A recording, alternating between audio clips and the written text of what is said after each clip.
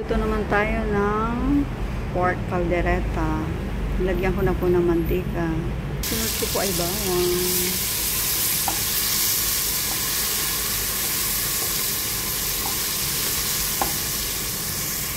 Lagyan ko na rin po yung sibuyas.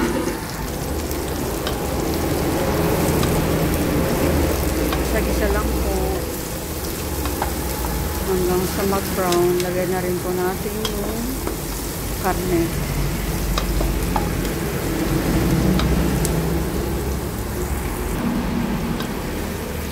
Pag okay na, lagyan na po natin yung pork. Nilagay ko na po yung karne. Palalambutin ko po ng 10 minuto. Tapos lagyan ko ng tubig. Tapos tinakpan ko. Pagka umikot na po yan, yun po yung umpisa ko ng pagbilang ng oras ng paglagay. Pakulo na po siya. Yan, orasan po natin ng 10 minuto. Paikot na po. Yan. Sana po natin. Tanggalin na po natin yung top bottom. Yan, tinanggal ko na po yung nasa ibabaw. Ayan na po siya, napalambot ko na po. Sinaling ko po sa planggana kasi hindi magkasya yung karne at gulay. Lagay ko na po yung gulay na carrots tsaka patatas. Tapos halo-haloin ko na lang.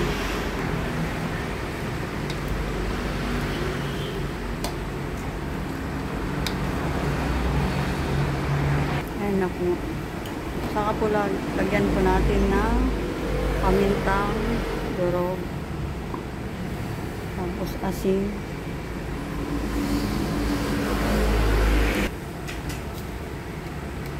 tapos bechin.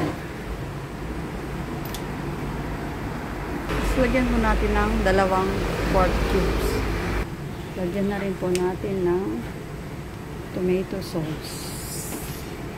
Ayan po yung tomato sauce. Tapos lagyan po din natin ng tomato paste. Ayan, nilagay ko na rin po yung tomato paste. Tapos lagyan natin ng liver spread Argentina. Yan na po yung liver spread.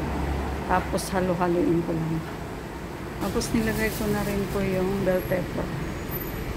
Iba-ibang gulay po yan. May yellow, may red, tsaka may green. Ayan na po yung pork apretada ni Madam.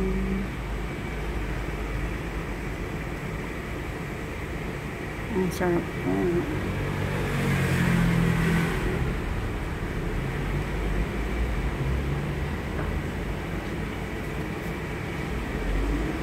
Pork apretada.